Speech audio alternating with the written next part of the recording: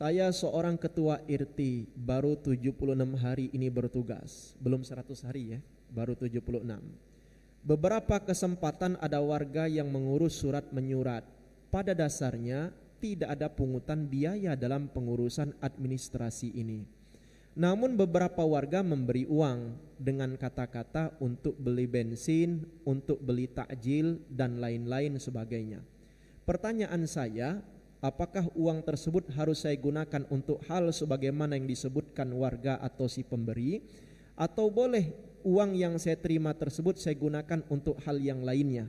Saya khawatir kalau saya gunakan ke hal yang lainnya termasuk ciri-ciri orang munafik. Nah, begini, orang yang punya jabatan ini rentan, ya tak? RT itu jabatan bukan? Jabatan. Dilihat dulu.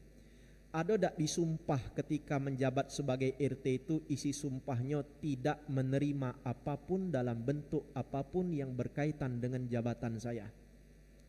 Kalau ada sumpah seperti itu, tak boleh mutlak dia nerima ini. Tapi kalau tak kati, contoh misal pejabat wali kota, bupati, gubernur, anggota dewan itu disumpah ada pak, tidak menerima apapun dalam bentuk apapun selain apa yang menjadi hak saya. Jadi kalau amplop di bawah meja tak boleh dia nerima yang bukan hak dia. Untuk apa? Mulus ke keluar UU undang-undang, memuluskan keluarnya keputusan misal. Ini adalah riswah. Nabi bersabda ar-rashi wal murtashi finnar. Wong yang menyogok dan yang disogok masuk neraka kalau. Nah, berat itu. Nah, kaget ada fikih tersendiri. Kapan-kapan saya bahas kalau kesempatan ahad subuh ya.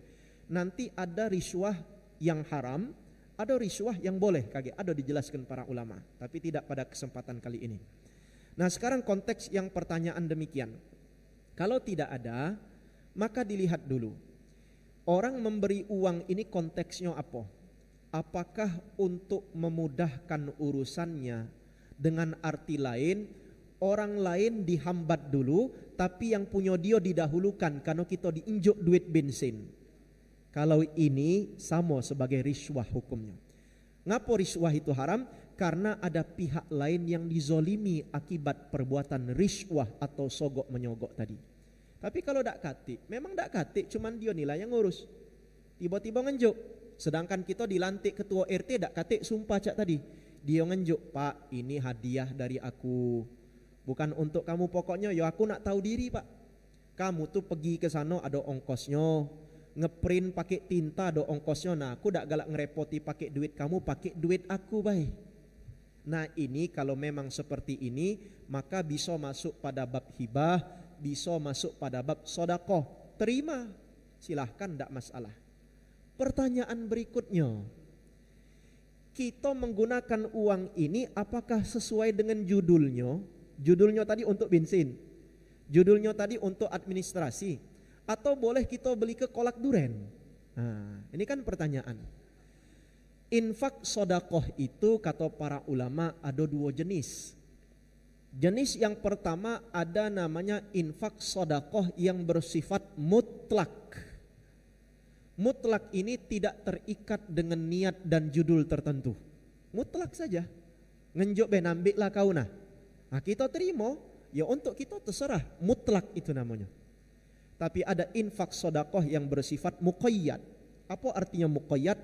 Yang terikat dengan niat dan judul tertentu.